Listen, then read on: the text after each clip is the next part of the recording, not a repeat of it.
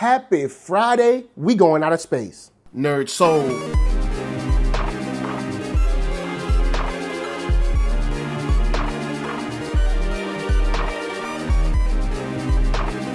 Late Ill Kid at OneYoungsta holding it down, bringing you that StreetGeek and NERDSoul. What is up, my people, today? Oh yeah, we about to get into another wonderful episode of Dropping Jewels. And today we're talking about Star Wars, we're talking about Thor, we're getting intergalactic, and let's go.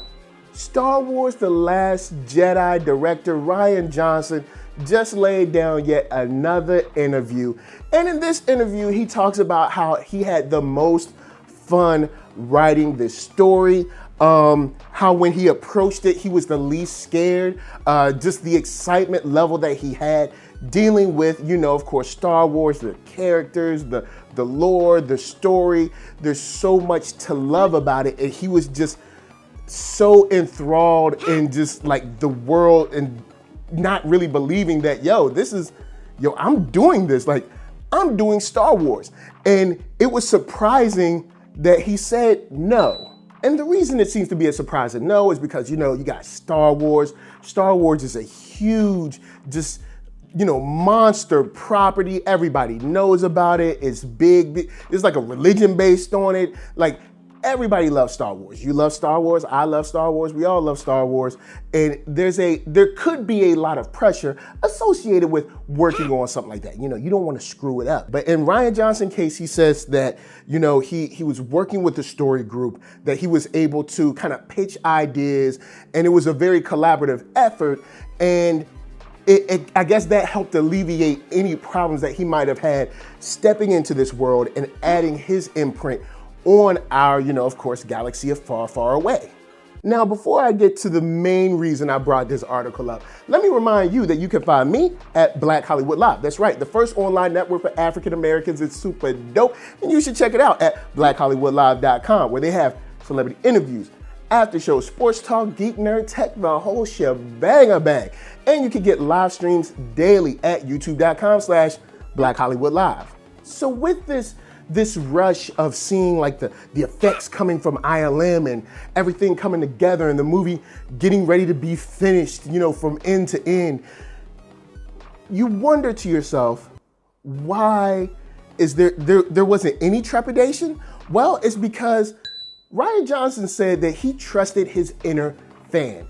He said that, he used the intuition, the feelings that he had, the excitement that he had, the fervor that he had for this property, and he used that as fuel to go.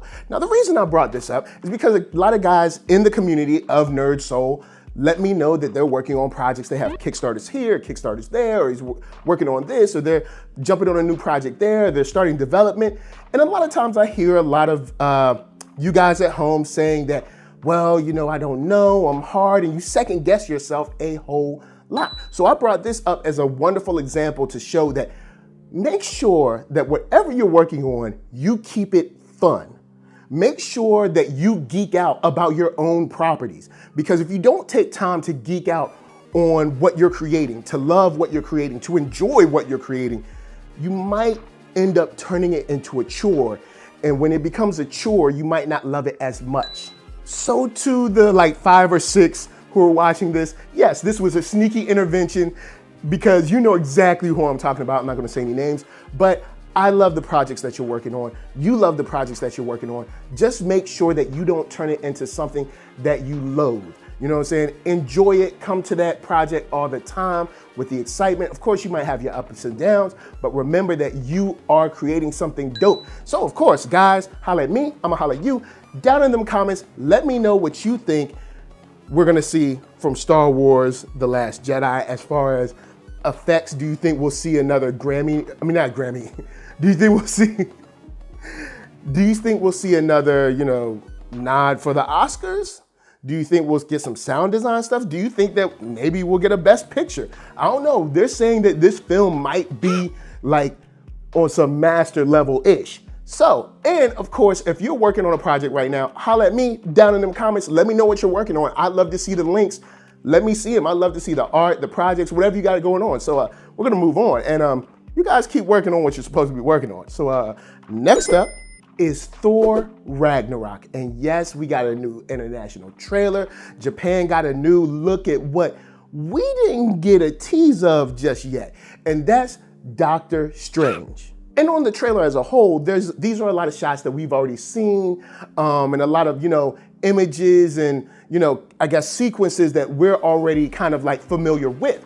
But in this interesting piece, we get a statement of, I see a great change in your future, and destiny has dire plans for you. And my question for you guys is, when you hear this from Doctor Strange and you see him showing up in this movie, how much do you think we're gonna see Doctor Strange in this film? Because I was thinking that we were gonna see Doctor Strange maybe in like a very small part, because we got I guess the after credit sequence in Doctor Strange. I thought this was gonna be a very small part, but this is alluding to something that might be a little more substantial.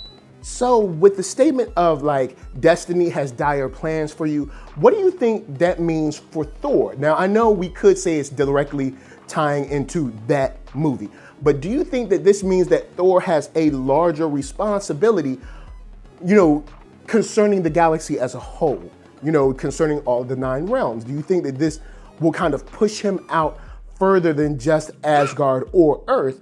Do you think this means that he's supposed to be working on a more, I guess, diverse plane of existence, or, either fighting villains that just don't show up in New York? Maybe he's supposed to be doing things out with like Guardians of the Galaxy or whatever. And of course, we've heard about the footage from Comic-Con. But what do you think that has to do with his role as far as, our galaxy goes? And for Doctor Strange, what do you think this means for his character in this movie? And what do you think that means for his character in this setting of, the Marvel kind of like galactic universe? I mean, you have the MCU, they're all in it, but, it seems like he's going to be moving, or at least connecting to kind of like Guardians of the Galaxy, Thor, kind of getting out there. So guys, holla at me, I'ma holla at you down in them comments. Let me know what you think about Thor and Doctor Strange going forward in the MCU and what their responsibilities and roles may be, because I'm very interested to see what you guys think, because what I think is that Thor is probably going to start doing way more diverse stuff away from Earth, but only time will tell. So you got to get your Friday on, and don't forget to check out all of my videos covering, that's right, Marvel's Defenders. I did a binge last night. It was crazy, but I made it.